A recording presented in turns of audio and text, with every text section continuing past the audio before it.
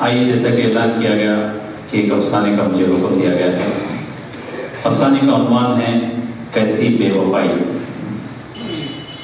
رات کافی بیت چکی تھی، قریبی اسٹیشن سے وقت کا اعلان کرنے والی گھنٹیاں بج رہی تھیں، 1، 2 اور 3۔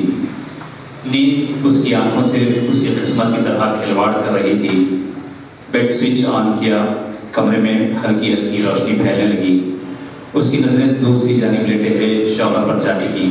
شارق، سونے کا وہی بے پروانہ انداز، معصومیت سے پر چہرہ جس پر آج اسے بے انتہا پیار آیا، مگر آج اسے پیار کے بجائے اس کے چہرے سے نفرت ہو رہی تھی۔ وہ عجیب سی الجھن میں جکڑی ہوئی تھی۔ یہ سب کیا ہو رہا تھا اس کے ساتھ؟ کیوں اس کے شوہر نے اسے دھوکہ دیا؟ وہ سوچ رہی تھی کیا کمی تھی اس میں نے کون سی بات ڈالی تھی؟ اس کا جی چاہ رہا تھا کہ گریبان پکڑ کر جھنجھوڑ ڈالے ان کو اور پوچھے کہ اس کے ساتھ جو فریب ہو رہا تھا کیا تھا؟ ایک بیوی اور بچے کے ساتھ ان کا رویہ ایسا کیوں تھا؟ اس کی زندگی تو ایک شفاف آئینے کی مانند تھی، لیکن آج ان کی زندگی کے پرسکون پانی پر جیسے کسی نے ایک کنکری مار دی تھی، اور اس کے دماغ پر اس کی لکیریں ابھرتی چلی گئی۔ تکیے سے ٹیک لگا کر وہ کچھ دیر بیٹھی رہی، مگر یہ شخص اس کا چین سکون چھین کر اس سے بے خبر سو رہا تھا۔ بڑی بڑی نشیلی آنکھیں پتہ نہیں کون سے سہانے سپنے سجا رہی تھی۔ وہ ایک شیرنی کی طرح اٹھی، نہیں، میں ایسا ہرگز نہیں ہونے دوں گی۔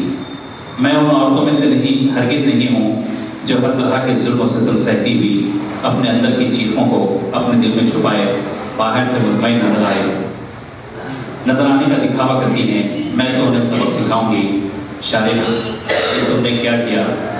یہ تم نے میرے ساتھ کیسی بے وفائی کی؟ مجھے آج تک تم نے کبھی اتنا سوچنے پر مجبور نہ کیا۔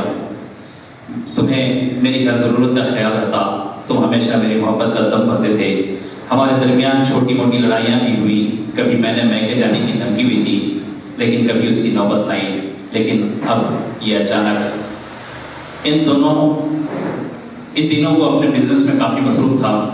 شہر میں ایک اور کمپنی کھلنے والی تھی، تشہیر بازی عروج پر تھی۔ گاؤں سے ہیڈ آفس تک کمپنی کے عہدیداران پریشان تھے۔ اس کمپنی کو مات دینے کے منصوبے بنائے جا رہے تھے۔ کمپنی کے جی ایم کی جانب سے ایک میٹنگ طلب کی گئی۔ پلاننگ شارق کے ذمہ تھی اور وہ دن رات اسی کام میں مصروف تھا۔ صبح وقت سے پہلے کمپنی پہنچ جاتا، شام دیر سے گھر لوٹتا، فائلوں کا پلندہ اپنے ساتھ میں لانا اور رات دیر گئے تک ان میں ڈوبے رہنا ان کا معمول بن گیا تھا۔ آج بھی ایسا ہی ہوا تھا۔ رات کے کھانے پر اس نے فون کر دیا کہ رات کا کھانا وہ باہر کھائے گا۔ شادی کے بعد یہ پہلا اتفاق تھا اسے تنہا کھانے کا۔ اس دوران اس نے کئی بار آفس میں فون لگایا، لیکن ریسیپشنسٹ نے ہر بار یہی جواب دیا کہ صاحب بزی ہیں۔ رات دیر گئے، جب شارق گھر لوٹا تو کافی تھکا ہوا تھا۔ صوفے پر اپنا کوٹ رکھا اور بستر پر دراز ہو گیا۔ سونے سے پہلے اس نے ٹی وی بھی نہیں دیکھا۔ کوٹ کو دیکھا، کوٹ کو اٹھا کر وہ وارڈروب سے لگانا چاہتی ہی تھی کہ اس کی جیب پر اس کی نظر پڑی۔ اس کا اشتہار پڑھنے لگا۔ اس میں تھیٹر کے 2 ٹکٹ نکلے۔ حالانکہ اسے پکچروں کا کوئی شوق نہ تھا۔ پھر دوسری جیب میں ایک زنانی رومال جس کے پیچھے کسی زہریلی ناگن کا چہرہ نظر آ رہا تھا۔ نہ جانے وہ اس کے بارے میں اور کیا کیا سوچنے لگی۔ آج تک وہ شوہر کی ہر بات پر اندھا اعتماد کرتی تھی اور ہر بات سے بے خبر اس کی ہر ضرورت کا خیال رکھتی تھی۔ شارق نے اس کے اعتماد کو توڑا ہی نہیں بلکہ جھکنا شروع کر دیا تھا۔ کل تک وہ اپنے آپ کو دنیا کی خوش نصیب عورت سمجھتی تھی، اپنے گھر کو اپنی جنت تصور کرتی تھی، لیکن آج اس کے خواب ٹوٹ چکے تھے۔ اس شخص کے ساتھ اس نے اپنی زندگی کے 12 سال گزار دیے تھے، جنہیں وہ اپنی زندگی کا قیمتی سرمایہ تصور کرتی تھی۔ سوچتے سوچتے اس کا دماغ تھک گیا۔ نہ جانے کب وہ نیند کی آغوش میں چلی گئی۔ صبح جب وہ اٹھی تو چاروں طرف اجالا پھیل چکا تھا۔ شارق ابھی سو رہے تھے۔ وہ جلدی سے اٹھی اور کچن میں چلی گئی۔ آج وہ اکیلی ہی چائے پی رہی تھی۔ صبح کی یہ چائے دونوں ہمیشہ ساتھ پیتے تھے۔ خوشگوار ماحول میں شارق برآمدے میں اخبار پڑھنے لگا، لیکن آج کیا کرنا چاہیے اس کی کچھ سمجھ میں نہیں آ رہا تھا. اچانک ہی کال بیل بجی. نہ چاہتے ہوئے بھی اس نے دروازہ کھولا. سامنے سرفراز کو پا کر وہ اسے حیرت سے دیکھتی ہی رہ گئی. سرفراز تم اتنی صبح؟ بھابھی کیا آپ اندر آنے کو بھی نہیں کہو گی؟ ارے ہاں کیوں نہیں، شارق کہاں ہیں؟ وہ سو رہے ہیں، رات دیر گئے گھر آئے اور بیٹی پڑے سو رہے ہیں، میں انہیں جگا دوں گی. نہیں بھابھی پلیز انہیں سونے دیجیے، انہیں آرام کی ضرورت ہے. آج کل کمپنی کی ساری ذمہ داری وہ اکیلے ہی نبھا رہے ہیں. کل بھی 5 بجے ہی انہیں میں تنہا چھوڑ کر چلا گیا تھا پکچر دیکھنے. واپس آ کر میں کوٹ اتارا اور کام کرنے بیٹھ گیا اور شارق غلطی سے میرا کوٹ پہن کر چلے آئے. چونکہ ہم دونوں کے کوٹ ایک جیسے ہیں. سرفراز کی باتیں میں غور سے سن رہی تھی.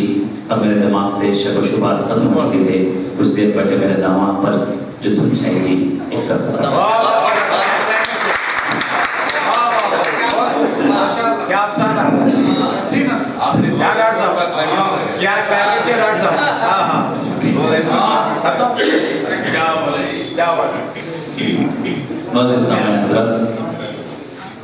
ادارہ اسلامی کا ادبی اجلاس اور مشاعرہ. ادبی اجلاس کے افسانے کے بعد باضابطہ مشاعرے کے آغاز کے لیے میں جناب عزیز بشر سے خواہش کروں گا کہ وہ اپنے کلام سے ہمیں نوازیں. میں ان اشعار کے ساتھ انہیں دعوت کلام دوں گا کہ تمہارے جیسا کہاں انقلاب لائیں گے، تمہارے جیسا کہاں انتخاب لائیں گے، کہاں سے ہم بلا مہتاب لائیں گے. زمانہ دیکھ لے گا ہنر ہمارا بھی، زمین پہ ہم بھی نیا انقلاب لائیں گے.